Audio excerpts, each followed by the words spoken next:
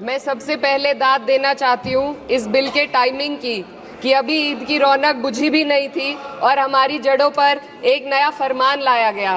पहले उत्तर प्रदेश में मुसलमानों को नमाज पढ़ने पर रोक लगाई और फिर सौगात में ये बिल लाया गया।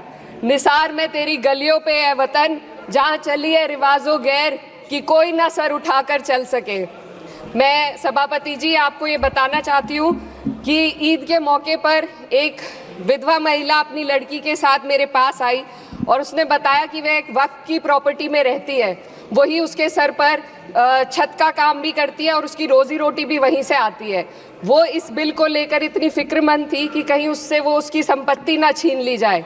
वो अकेली एक ऐसी महिला नहीं है, ऐसे लाखों लोग हैं जो वक्फ की गरीब महिलाएं जो वक्फ की संपत्ति से अपना रोजगार चला रहे हैं। और ये जो वक्फ बाय यूजर क्लॉज के हटाने से लाखों वक्फ की जायदाद अपना स्टेटस खो देंगी और लाखों लोग इसी तरीके के लोग सड़कों पर आ जाएंगे। वक्फ क्या है? वक्फ बाय यूजर क्या है? इसका ये मतलब है कि कोई जायदाद अगर सालों से दीन और भलाई के कामों के लिए इस्तेमाल हो रही हो तो वो खुद ब खुद वक्फ मानी जाएगी। हिंदुस्तान की अदालतों ने भी इस बात को तस्लीम किया है। वक्फ बाय यूजर सिर्फ वक्फ बोर्ड को ही मिली कोई खास सौगात नहीं है, ये बल्कि सभी अन्य धार्मिक ट्रस्टों को परंपरा और यूज के आधार पर बिना किसी डॉक्यूमेंटेशन के धार्मिक चरित्र को डिक्लेयर करने का राइट मिला हुआ है। भारत के संविधान के आर्टिकल 13 क्लॉज 3 में कस्टम और यूसेज को कानूनी वैधानिकता प्रदान करता है।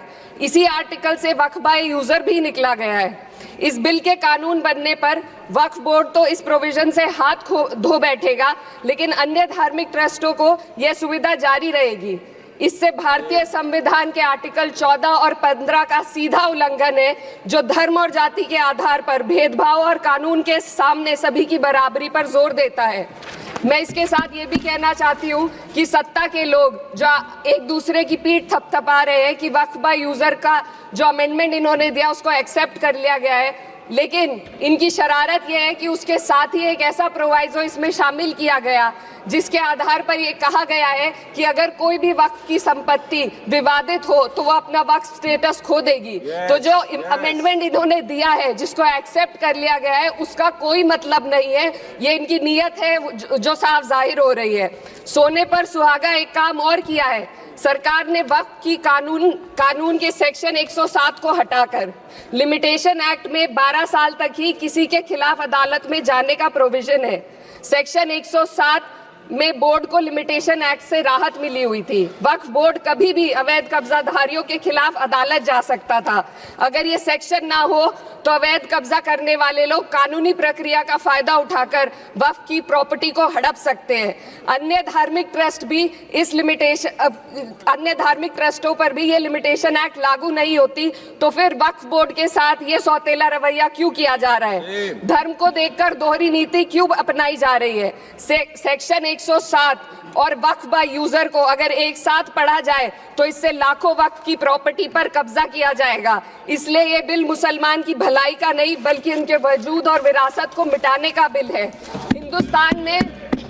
हिंदुस्तान में बहुत सारे धार्मिक ट्रस्ट हैं जिसमें उस खास मजहब के लोग शामिल होते हैं और उसका इंतजाम करते हैं। और ये बात समझ में आने वाली भी है, क्योंकि जो व्यक्ति अपने मजहब के रीति रिवाज को जितना अच्छे से समझ सकता है, किसी अन्य मजहब का व्यक्ति नहीं समझ सकता।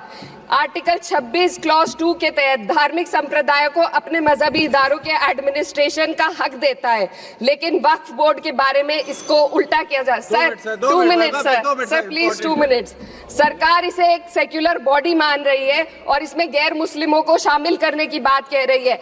आपके मुंह से सेक्युलरिज्म की बात सुनकर अच्छा लगा, लेकिन अगले ही पल ये भ्रम टूट जाता है, क्योंकि आपको सिर्फ दान देने के लिए प्रैक्टिसिंग मुस्लिम का आपने क्लॉज डाला है, लेकिन बोर्ड में बैठने के लिए मुस्लिम होने की कोई आपकी क्लॉज नहीं है। तो इससे आपकी जो दोहरी नीति है वो साफ जाहिर होती है। ये वही सरकार है जिसने राम जन्मभूमि ट्रस्ट में ये लिख दिया कि जिला अधिकारी भी अगर होगा तो हिंदू होना चाहिए। कोई मुझे बताए कि वहां पर सेक्युलरिज्म का रस क्यों नहीं घोला गया? सर आखिर में मैं अपनी बात को खत्म करने से पहले महिलाओं का मुद्दा बार बार उठाया जा रहा है। सरकार का कहना है कि बोर्ड में मुस्लिम महिलाओं को रिप्रेजेंटेशन देंगे। इस कानून से पहले भी मुस्लिम महिलाएं बोर्ड में मेंबर रह चुकी हैं। और मिनिमम 2 का प्रोविजन था, उससे ज्यादा भी हो सकती थी। सर मैं ये कहना चाहती हूँ कि सरकार ने महिलाओं के लिए ऐसा कौन सा नया काम किया जिसका ढिंडोरा सरकार का हर सदस्य पीट रहा है। इस बात की तायीद अगर आपकी तरफ से कोई मुस्लिम महिला करती तो हम उसका यकीन भी करते, लेकिन अफसोस आपकी इतनी लंबी कतार में एक भी मुस्लिम महिला नजर नहीं आती है।